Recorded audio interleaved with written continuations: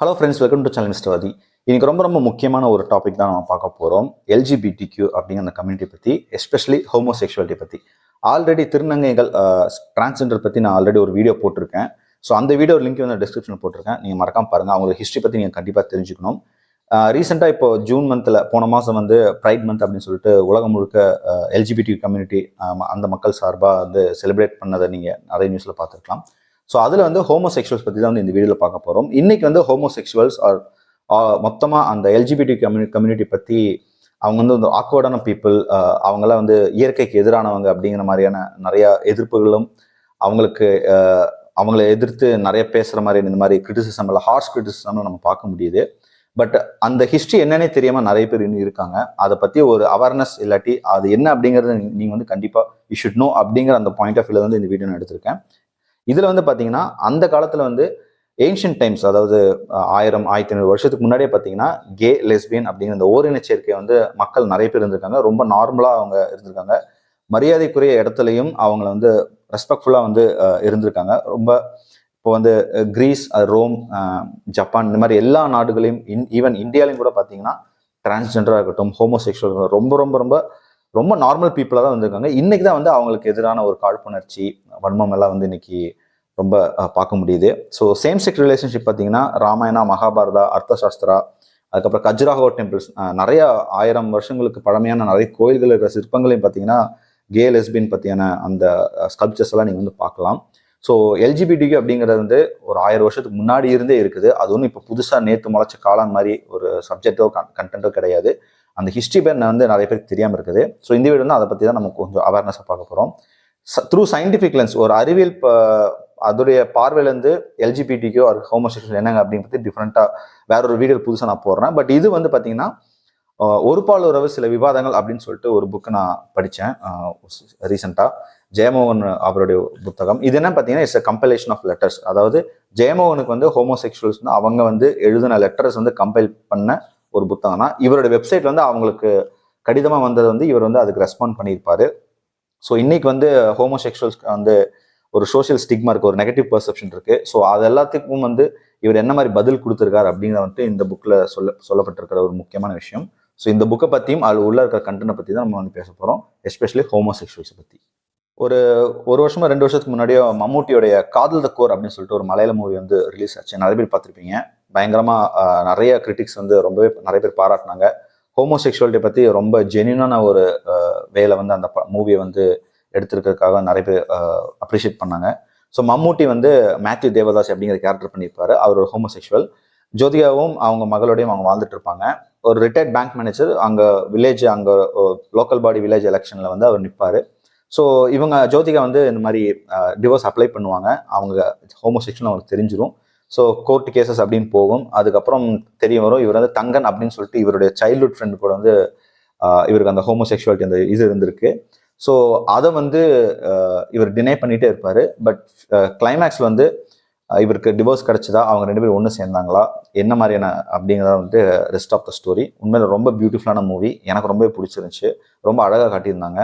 First of all Mammootty மாதிரியான மிகப்பெரிய actors எல்லாம் வந்து இந்த மாதிரி ஒரு போல்டான சப்ஜெக்ட் எடுத்து நடிக்கிறதுக்கெல்லாம் வந்து உண்மையில அவங்கள பாராட்டணும். இந்த மாதிரி நிறைய ஆக்டர்ஸ் வந்து இதெல்லாம் ஒரு வகையில் இன்னும் ரீச் ஆகும் மக்களுக்கு மத்தியில். இது வந்து தப்பு கிடையாது, இது வந்து இயற்கையாக இருக்கிற ஒரு குணாதிசயம் தான் அப்படிங்கிறத வந்து மக்கள் தெரிஞ்சுக்கணும். ஸோ ஒரு sincere portrayal of the homosexuality and also it highlights the challenges and the struggles faced by those people. So அவங்களுக்குள்ள உளவியலாகவும் சரி, மன ரீதியாகவும் உடல் ரீதியாகவும் அவங்களுக்கு நடக்கிற அந்த சிக்கல்கள், சொசைட்டி எப்படி அவங்கள வந்து ட்ரீட் பண்ணுது அப்படிங்கிறத பற்றி ரொம்ப அழகாக எடுத்திருந்தாங்க. So it explores the complexity of the LGBTQ community people in a genuine way and in a meaningful way. So ரொம்ப சூப்பராக வந்து அந்த படத்தில் போர்ட்ரே பண்ணியிருந்தாங்க. ஒரு இணக்கமான ஒரு சகவாழ்வை வந்து ஆதரிக்கிற மாதிரியான அந்த படம் சப்ஜெக்ட் வந்து இருந்துச்சு. இன்னொன்று முக்கியமாக பார்த்தீங்கன்னா, இப்போ இந்த கே லெஸ்பியன் அப்படின்னு சொல்லிட்டு பார்க்குறப்போ நமக்கு வந்து அந்த வார்த்தை வந்து ஒரு மாதிரி எல்லாருக்கும் ஒரு மாதிரி இரிட்டேட்டிங்காவோ இல்லாட்டி ஒரு டிஸ்கஸ்டிங்காக இருக்கிற மாதிரியா நீங்கள் அங்கே எக்ஸ்பிரஸ் பண்ணுறதை பார்க்கலாம் த்ரூ எமோஷன்ஸ். பட் தமிழில் பார்த்தீங்கன்னா ரொம்ப அழகான வார்த்தைகள்லாம் கூட இருக்குது. இதில் வந்து பார்த்தீங்கன்னா கே அப்படிங்கிற ஹோமோசெக்சுவல் அவங்களுக்கு பார்த்தீங்கன்னா தமிழில் வந்து அகனன் அப்படிங்கிற ஒரு வார்த்தை. அதே மாதிரி லெஸ்பியனுக்கு வந்து பார்த்தீங்கன்னா அகனல் அப்படின்னு சொல்லிட்டு, அதே மாதிரி கேக்கு வந்து அகனல். அதே மாதிரி உகவர் அப்படின்னு சொல்லிட்டு இன்னொரு பேர் இருக்கு கேக்கு. லெஸ்பியனுக்கு வந்து பார்த்தீங்கன்னா மாயிழை அப்படின்னு சொல்லிட்டு ஒரு பேர் இருக்கு. ஸோ கே அப்படின்னா தமிழில் வந்து உகவர், அகனன், பெண் பெண் ஓரினச்சேர்க்கையில் பார்த்தீங்கன்னா லெஸ்பியனில் வந்து மாயிழை, அகனல் அப்படின்னு சொல்லிட்டு. ஸோ ரொம்ப அழகான பெயர்கள் தமிழில் சங்க இலக்கியங்களில் இருக்கிற பெயர்கள் நினைக்கிறேன். அதுக்கப்புறம் கமிங் டு த புக், இதில் வந்து பார்த்தீங்கன்னா ஃபர்ஸ்ட் வந்து விஜய் அப்படிங்கிற ஒருத்தர், அவர் வந்து கே, அவர் வந்து நம்ம உகவர்னே சொல்லுவோம். ஸோ விஜய் அப்படிங்கிற அந்த உகவர் வந்து லெட்டர் எழுதுறாரு. ஸோ அவர் என்ன சொல்லிக்கா பார்த்தீங்கன்னா, இந்தியா வந்து அந்த அளவுக்கு ப்ரொக்ரெசிவான கண்ட்ரி கிடையாது, கேஸை வந்து அக்செப்ட் பண்ணி ரெஸ்பெக்ட் பண்ற மாதிரியான இன்னும் அந்த அந்த மாதிரி ஒரு சுச்சுவேஷன் இன்னும் வரல. எல்லாருமே எல்லா உகவர்களும் வந்து ஒரு தேர் லிவிங் அண்டர் த மாஸ்க் அப்படிங்கிற மாதிரி சொல்றாரு. இப்போ நானே வந்து என்ன நான் கேவா வந்து அனௌன்ஸ் பண்ணிட்டா எனக்கு நிறைய சேலஞ்சஸ், நான் நிறைய ஸ்ட்ரகிள்ஸ் ஃபேஸ் பண்ண வேண்டி வரும். என்னோட நண்பர்கள் நான் இழக்க வேண்டி வரும். ஆஃபீஸில் வந்து என் கலீக்ஸ் வந்து என்னை வேற மாதிரி பார்க்கலாம். ரிலேட்டிவ்ஸ் வந்து சொல்லவே வேண்டாம். அப்புறம் அம்மா அப்பா வந்து அவங்க வந்து இது ஒரு நோய் அப்படின்னு சொல்லிட்டு அட்வைஸ் பண்ணுறக்கோ ட்ரீட்மெண்ட்டுக்காக வந்து இது பண்ணுற மாதிரி விஷயங்கள் கூட நடக்கலாம். ஸோ இப்போ நான் சொல்லாமல் இருந்தாலும் என்னை வந்து கல்யாணம் பண்ணு அப்படின்னு சொல்லிட்டு ஃபோர்ஸ் பண்ணுறாங்க. ஸோ எனக்கு வேற சாய்ஸே கிடையாது. ஒன்றா நான் வந்து இதெல்லாம் சகிச்சுக்கிட்டு ஒரு பொண்ணை கல்யாணம் பண்ணிட்டு நான் வாழணும், இல்லைனா இந்த மேரேஜ் எனக்கு வேணாம்னு சொல்லிட்டு நான் தனியாக வாழணும், இல்லைனா எனக்கு பிடிச்ச ஒரு ஆணோட வந்து நான் வந்து ஒரு லிவிங் டுகெதராக யாருக்கும் தெரியாமல் வாழணும் அப்படிங்கிற மாதிரி அவர் சில சாய்ஸஸ் சொல்கிறாரு. ஸோ கேஸ்க்கு இருக்கிற சில இஷ்யூஸு இந்த மாதிரி அது ஒரு மென்டல் டிசார்டராக பார்க்குறதும், ஒரு தப்பான முத்திரை குத்துற மாதிரியான விஷயங்களும், அப்புறம் ஒரு பொய்யான வாழ்க்கையை வந்து நான் வாழ்ந்துட்டு இருக்கேன். ஸோ உங்களுடைய பார்வையில் உங்களுடைய ஒப்பீனியன்ஸ் என்ன அப்படின்னு சொல்லிட்டு ஜெயமனுக்கு வந்து அவர் லெட்டர் எழுதியிருக்காரு.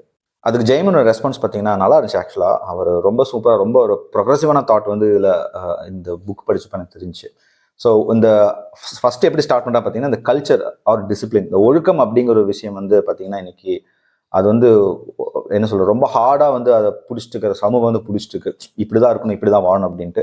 இந்த ஒழுக்க நெறிகள் வந்து பொதுவாக பார்த்தீங்கன்னா மனிதனுடைய இயல்பான குணங்களை வந்து கட்டுப்படுத்துற வகையில வந்துட்டு இந்த மனிதனால் உருவாக்கப்பட்ட ஒரு விஷயம் தான் வந்து இந்த ஒழுக்க நெறிகள் அப்படிங்கிறது. இப்போ காமம், வன்முறை, சுயநலம், பேராசை, வயலன்ஸாக இருக்கட்டும், லஸ்டாக இருக்கட்டும், அதுக்கப்புறம் செல்ஃபிஷாக இருக்கிறது, கிரீடியாக இருக்கிறது, இதெல்லாம் பார்த்தீங்கன்னா ஆக்சுவலாக மனிதனுடைய இயல்பான குணங்கள் தான். நல்லது கெட்டது அப்படிங்கிறது ரெண்டாவது. இதெல்லாம் வந்து இயல்பான கோவம் வரத்தான் செய்யும், அழுகனா அழுக வரத்தான் செய்யும்.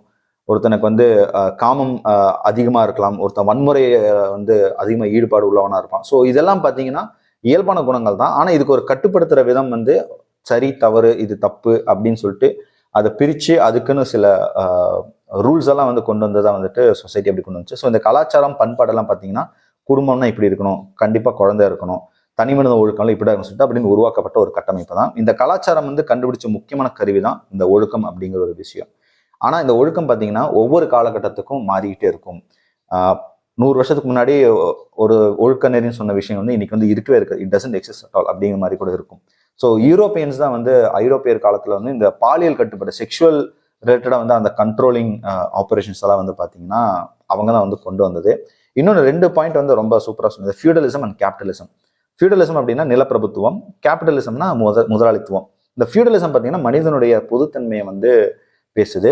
ஸோ தனி மனிதனுடைய விருப்பு வெறுப்புகளை பற்றி அதுக்கான இடமே கொடுக்காதது தான் வந்துட்டு இந்த நிலப்பிரபுத்துவம், ஃபியூடலிசம் இருந்திருக்கு. அதாவது நிலப்பிரபுத்துவம் என்ன சொல்லுதுன்னா, ஊரோட ஒத்துவாள், ஒரு குடும்பம் வச்சுக்கோ, குழந்தை குட்டிகள், சமூகம் அப்படின்னு சொல்லிட்டு பேச தவிர ஒரு தனி மனிதனுடைய உணர்ச்சிகள் என்னங்கிறத பற்றி அது வந்து கட்டுப்பாடு விதிச்சிருக்கு அப்படின்னு தான் சொல்றாரு. கேபிட்டலிசம் வந்து முதலாளித்துவம் தான் வந்து அது எல்லாத்தையும் அடிச்சு உடைச்சிருக்கு. ஸோ ஒவ்வொரு இண்டிவிஜுவலுடைய ஒவ்வொருத்தனுடைய உணர்ச்சியும் சரி, ஒவ்வொரு மனிதனுடைய உணர்ச்சியும் அவங்களுக்கு ஒரு ஆசாபாசங்களை பற்றி தனி மனித விருப்புகள் வந்து கணக்கில் எடுத்து பேசுற மாதிரியா வந்து அந்த ஐடியாலஜி இருந்திருக்கு. ஸோ தனி மனித அங்கீகரிப்பு, அதாவது ரெகக்னைசிங் இன் இண்டிவிஜுவல்ஸ் ஃபீலிங் அப்படிங்கிறது வந்துட்டு முதலாளித்துவம் பேசுது அப்படின்னு சொல்றாரு. அதே மாதிரி பார்த்தீங்கன்னா இப்போ இலக்கியம் சார்ந்த வகையில் பார்க்குறப்போ எழுத்தாளர்கள் நிறைய ரைட்டர்ஸ் எல்லாம் பார்த்தீங்கன்னா முக்கியமாக தமிழில் வந்து நிறைய ரைட்டர்ஸ் வந்து எல்ஜிபிடியை பற்றி, அவங்களுடைய உணர்ச்சிகளை பற்றி, அவங்களுடைய லைஃப் எப்படிங்கிற பற்றி நிறைய கதைகள் எழுதியிருக்காங்க. ஷார்ட் ஸ்டோரிஸாக இருக்கட்டும், நாவல்ஸாக இருக்கட்டும். Ki Rajanarayan, one of the famous author writer, அவர் பார்த்தீங்கன்னா கோமதி அப்படிங்கிற ஒரு ஷார்ட் ஸ்டோரி எழுதியிருக்காரு. அது வந்து திருநங்கைகளுடைய உணர்ச்சிகளை பற்றி பேசியிருக்காரு. ஜெயகாந்தனுடைய அந்தரங்கம் புனிதமானதுங்கிற கதை வந்து எல்லாருமே கண்டிப்பாக படிக்கணும். அது வந்து ஒவ்வொரு இண்டிவிஜுவலுடைய ப்ரைவசியை வந்து ரொம்ப ஸ்ட்ராங்காக பேசப்பட்ட, அதை பற்றி பேசின ஒரு முக்கியமான ஒரு சிறுகதை. புதுமை பித்தனுடைய கல்யாணி அப்படிங்கிற இன்னொரு கதை இருக்குது. அது பார்த்தீங்கன்னா தனி மனிதனுடைய ஆளுமையை பற்றி சொல்கிற ஒரு story. So they brought the revolution through their writings. அவங்களோட எழுத்துக்கள் மூலமாக நிறைய புரட்சிகரமான கருத்துக்களையும் சமூகம் எதெல்லாம் வந்து தப்பு அஜியோ அப்படின்லாம் பார்த்துச்சோ அதெல்லாம் அடிச்சு உடச்சி ஒரு ரெவல்யூஷனைஸ்ட் தாட்டோட எழுதப்பட்ட நிறைய கதைகள் எல்லாம் நிறைய ரைட்டர்ஸ் இருக்காங்க. ஸோ கண்டிப்பாக நீங்கள் நிறைய படிக்கணும் அந்த ரைட்டர்ஸுடைய கதைகள், நாவல்ஸ் எல்லாமே. ஸோ பெண்கள், மாற்றுத்திறனாளிகள், அதுக்கப்புறம் திருநங்கைகள், இவங்களுக்கெல்லாம் இன்னைக்கு தான் வந்து சம உரிமையெல்லாம் நம்ம பேசி ஓரளவுக்கு கொண்டு வந்திருக்கோம். ஆனால் இன்னும் கிராமத்தில் இதெல்லாம் போய் சேரவே இல்லைன்னு சொல்லிட்டு ஜெயமோகன் சொல்றாரு. அப்படி இருக்கிறப்போ ஒரு பெண்ணுக்கான சம உரிமையே வந்து வீட்டுக்குள்ளேயே வந்து கிடைக்காதப்போ கேஸ் அப்படி இந்த ஹோமோசெக்சுவல்ஸ் எல்லாம் வந்து அவங்களுக்கு வந்து என்ன மாதிரி தாட் இருக்குன்னு வந்து நீங்க நினைச்சு பாருங்க. கிராமத்துல அவங்களுக்கு என்னன்னே அது தெரியாது.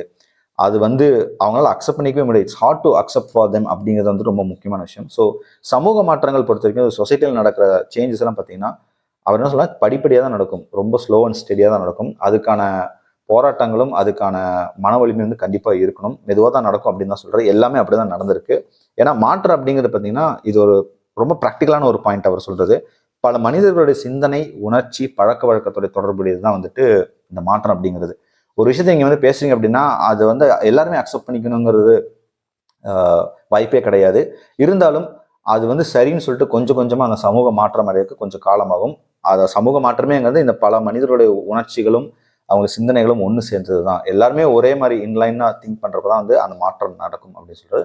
அதே மாதிரி ஹோமோசெக்சுவாலிட்டி வந்து மாற்றங்கள் நடந்துட்டு இருக்கு. தமிழ்நாட்டில் எல்லா ஆல் ஓவர் இந்தியாவிலும் நடந்துகிட்டு இருக்கு. ஸோ ஹோமோசெக்சுவாலிட்டி வந்து இட்ஸ் நேச்சுரல், சயின்டிஃபிக்கலி ப்ரூவன். தன்பால் ஈர்ப்பு வந்து எல்லா ஆண்களுக்கு வந்து பதின்ம பருவம் அப்படின்னு சொல்லுவாங்க. Adolescence age. சிம்பிளா சொல்லணும்னா வயசுக்கு வர அந்த ஸ்டேஜில் வந்து பார்த்தீங்கன்னா ஆண்களுக்கு வந்து அந்த உணர்ச்சி வந்து இருக்கும் அப்படின்னு சொல்றாங்க அறிவியல் பார்வையில்.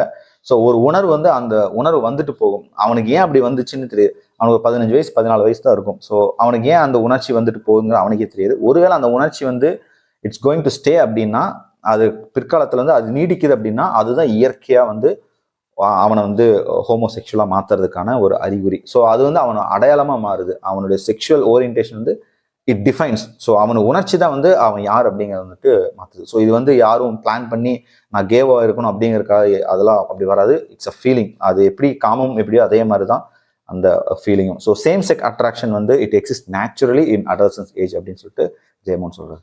இப்போ இந்த எல்ஜிபிடிக்கு பற்றி கடந்த காலத்தில் வந்து முக்கியமாக வந்து மதங்கள் வந்து எப்படி மதத்துடைய பார்வை எப்படி இருந்திருக்கு, எப்படி அதை மதத்துடைய அணுகுமுறை வந்து இவங்களை வந்து ட்ரீட் பண்ணிக்கலாம் அப்படின்னு பார்த்தோம் அப்படின்னா கிறிஸ்டியன்டியில் பார்த்தீங்கன்னா பிப்ளிக் பேசேஜஸ், அதாவது பைபிளுடைய வசனங்கள்லாம் பார்த்தீங்கன்னா கேத்தோலிக்கும் சரி ஆர்த்தடாக்ஸ் சர்ச்சஸ் எல்லாம் பார்த்தீங்கன்னா பைபிளுடைய வசனங்கள் மூலமாக ஹோமோசெக்சுவல் வந்து அது ஒரு பாவச் செயல் அப்படிங்கிற மாதிரி அவங்க கருதியிருக்காங்க.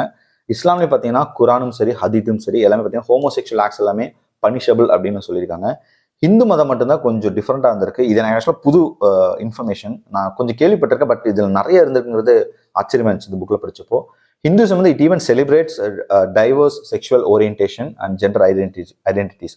எல்ஜிபிடிக்கும் சரி அவங்களோட செக்ஷுவல் ஓரியன்டேஷன் எல்லாத்தையும் வந்து அன்னைக்கு சாதாரணமாக வந்து அவங்க வந்து கன்சிடர் பண்ணியிருக்காங்க. அது வந்து தப்பான விஷயமாவோ எதுவுமே இருந்ததில்லை. ஈவன் எபிக் ராமாயணம், மகாபாரதம் இந்த மாதிரி நிறைய சங்கம் லிட்ரேச்சர் எல்லாத்தையும் பார்த்தீங்கன்னா நிறைய கேரக்டர்ஸ் எல்லாம் கூட இருந்திருக்கு. சிக்கந்தி அப்படின்னு சொல்லிட்டு ராமாயணத்தில் ஒரு கேரக்டர் இருக்கு. அர்ஜுனனா இருக்கட்டும், ராமன் வந்து டிரான்ஸ்ஜெண்டர்ஸ் வந்து ட்ரீட் பண்ண விதங்களை பற்றி ரொம்ப அழகாக வந்து ராமாயணத்தில் கூட அந்த கதைகள்லாம் இருக்குது, அந்த ஸ்டோரிஸ் எல்லாம் வரும். ஸோ இன்னைக்கு பார்த்தீங்கன்னா என்னதான் ரிலிஜியன்ஸ் வந்து அன்னைக்கு இருந்தாலும் இன்னைக்கு வந்து கொஞ்சம் ப்ரொக்ரெசிவான பீப்புளாக வந்து அதை அக்செப்ட் பண்ணி தான் இருக்காங்க. அண்ட் லெட்டரில் வந்து அவர் கடைசியாக சொல்கிற விஷயம்னா இவங்க நிறைய பேர் லெட்டர் எழுதுறாங்க இவங்க உகவர்கள். சொல்யூஷன் என்ன சொல்கிறான்னு பார்த்தீங்கன்னா through protest and fight for your rights. அதுதான் ஒரே வழி. உங்களோட அடையாளத்தை வந்து நீங்கள் வந்து வெளிக்கொண்டு வரப்போ நீங்கள் கண்டிப்பாக அதுக்கான போராட்டம் வந்து பண்ணி தான் ஆகணும். ஸோ சமூக மாற்றம் படிப்படியாக ஸ்லோவாக நடந்தாலும் அதுக்கு வந்து நீங்கள் வந்து ஆரம்பிக்கிற அந்த பேஸை வந்து பார்த்தீங்கன்னா ப்ரொட்டஸ்ட் தான். ஸோ அதுக்கு வந்து உங்களுக்கு கண்டிப்பாக ஸ்ட்ராங் வில் பவர், கண்டிப்பாக மன வலிமை வேணும். ஒருவேளை அப்போல்லாம் என்னால் பண்ணுறதுக்கான சக்தி இல்லை, அது அப்படின்னா சூழ்நிலை எனக்கு இல்லை அப்படின்னா அதுக்கான சூழல் ஒரு சுச்சுவேஷன் வர வரைக்கும் நீங்கள் ரகசியமாக உங்கள் அடையாளத்தை வந்து நீங்கள் வச்சுக்கணும், வேறு வழி இல்லை அப்படின்ட்டு அவர் வந்து சொல்கிறாரு. அதே மாதிரி நிறைய படங்கள், நிறைய ஆர்டிஸ்ட், நிறைய செலிபிரிட்டிஸும் வந்து பார்த்தீங்கன்னா கேஸ் லெஸ்பியன்ஸ் எல்லாம் வந்து பார்க்கலாம். அமெரிக்காவில் சொல்லவே வேண்டாம், சர்வசாதாரணமாக அவங்க வந்து ரொம்ப கேஷுவலாக இது என்ன சொல்கிறது, அது வந்து பாவமே கிடையாது. என்னுடைய செக்ஷுவல் ஓரியன்டேஷன் நான் சொல்கிறதுக்கு எதுக்கு வெக்கப்படணும், இதுதான் நான் இயற்கையாக வந்து இதுதான் நான் அப்படின்னு சொல்லிட்டு நிறைய செலிபிரிட்டிஸ் எல்லாம் இருக்காங்க. இந்தியாவில் பார்த்தீங்கன்னா ரித்துபர்ணா கோஷ் அப்படின்னு சொல்லிட்டு ஒரு டேரக்டர், அவர் வந்து தன்னை கேன்னு அட்மிட் பண்ணிக்கிட்டாரு. அவரோட ரொம்ப ஃபேமஸான டைரக்டர், நிறைய நேஷனல் அவார்ட் மூவிஸ் எல்லாம் வந்து அவர் எடுத்திருக்காரு. சித்திரகந்தாங்கிற மூவி, ரெயின் கோட்டு, மெமரிஸ் இன் மார்ச், இந்த மூவிஸ் எல்லாம் நீங்கள் கண்டிப்பாக பார்க்கணும். அதே மாதிரி பிரிட்டிஷ் ரைட்டர் சக்கி அப்படின்னு சொல்லிட்டு அவருடைய உண்மையான பேர் ஹெச்எச் முன்ரோ அப்படின்னு. ஸோ அவர் வந்து கேவா இருந்ததா வந்து அவர் சொல்லியிருக்காரு. ஸோ இந்த மாதிரி நிறைய செலிபிரிட்டிஸ் இருக்காங்க. So homosexuality is not a crime, it's a very natural thing. அது வந்து உணர்வும் உணர்ச்சிகளும் சம்மந்தப்பட்டது. அது வந்து நீங்கள் ஆர்டிஃபிஷியலாக வந்து இது பண்ண முடியாது. And even exist among animals. மிருகங்களுக்கும் உள்ளேயும் பார்த்தீங்கன்னா வைல்ட் அனிமல்ஸ்கிட்டையும் பார்த்தீங்கன்னா அந்த ஹோமோசெக்சுவல் ஓரினச்சேர்க்கை வந்து இருக்குது. அதுவும் நீங்கள் யூடியூப்ல பார்த்து நிறைய வீடியோஸ் நீங்கள் பார்க்கலாம். So it's not a crime, it's not a sin to be a homosexual. More importantly முக்கியமான விஷயம் இப்போ நீங்கள் எல்ஜிபிடிக்யூ கம்யூனிட்டி அந்த பீப்புள் வந்து நீங்கள் வந்து என்ன சொல்றது சப்போர்ட் பண்றீங்க அப்படின்னா உங்களை ஒரு முத்திரை குத்த ஆரம்பிச்சிடும் சமூகம். ஓ நீ கேவை வந்து நீ அவங்கள வந்து சப்போர்ட் பண்ணுற அப்போ நீ கேவா அப்படின்னு, இல்லை லெஸ்பியன் நீ சப்போர்ட் பண்ணுற நீ என்ன லெஸ்பியன் அப்படின்னு சொல்லிட்டு. நம்மளாம் ஆக்சுவலாக ஹியூமன். ஸோ ஒரு மனிதனுக்கு ஒரு சக மனிதனுக்கு கொடுக்க வேண்டிய அந்த ரெஸ்பெக்ட், அவங்களுக்கு கொடுக்க வேண்டிய அந்த எம்பத்தி இருக்கிற வரைக்கும் இதெல்லாம் வந்து ஒரு என்ன சொல்றது ஒரு அடையாளமாக இருந்தாலும் ஓவராலாக பார்க்குறப்போ ஒரு மனிதனுக்கு இருக்க வேண்டிய அந்த மனிதாபிமானம் மனித தன்மை வந்து இருந்தாலே போதும். அதுக்கு வந்து அவங்க உணர்ச்சிகளுக்கு மதிப்பு கொடுத்தாலே வந்து மனிதாபிமானம் அந்த மனித தன்மை எல்லாமே இருக்கும். ஸோ நம்ம வந்து அந்த ஹியூமன் அந்த ஃபீலிங்ஸோட இருக்கணும், எம்பத்தி ஃபீலிங்ஸோட இருக்கணும். So respect there feelings and அவங்களுக்கு வந்து அவங்கள புரிஞ்சுக்கிறதுக்கான கொஞ்சம் முயற்சிகளாச்சும் இருக்கணும். நீங்கள் அக்செப்ட் பண்ணுறீங்க ரிஜெக்ட் பண்ணுறீங்க ரெண்டாவது, முதல்ல அவங்களுக்கு அவங்க உணர்ச்சி அவங்க பேசுகிற அந்த கதைகள் அவங்க ஸ்ட்ரகிள்ஸை வந்து நம்ம காது கொடுத்து கேட்கணும். அதுதான் வந்து முதல் படியாக வந்து நம்ம அவங்களை அக்செப்ட் பண்ணிக்கிறதுக்கான ஒரு முக்கியமான ஒரு விஷயமா நான் பார்க்குறேன். ஸோ இந்த புக் உண்மையிலே நல்லா இருந்துச்சு. இந்த புக்கு லிங்க்கை வந்து வீடியோ டிஸ்கிரிப்ஷன் ஷேர் பண்ணியிருக்கேன். கண்டிப்பாக எல்லாரும் படிக்கணும். ரொம்பவே ப்ரோக்ரஸிவான ஒரு தாட்ஸோட வந்து ஜெயமோகன் எழுதியிருக்காரு. இன்னும் நிறையா நீங்கள் ஹிஸ்ட்ரி நிறைய யூடியூப்ல நிறைய சேனல்ஸ் வந்து ஹோமோசெக்சுவாலிட்டி எல்ஜிபிடி பற்றி நிறையா ஹிஸ்டாரிக்கல் ஈவெண்ட்ஸ் எல்லாம் நிறைய நடந்திருக்கு. ஸோ அதையும் நீங்கள் வந்து கண்டிப்பாக பார்க்கணும். உங்களுக்கு இந்த வீடியோ பிடிச்சா மறக்காமல் லைக் பண்ணுங்கள், கமெண்ட் பண்ணுங்கள், ஷேர் பண்ணுங்கள். மறக்காமல் சேனலை வந்து சப்ஸ்கிரைப் பண்ணுங்கள்.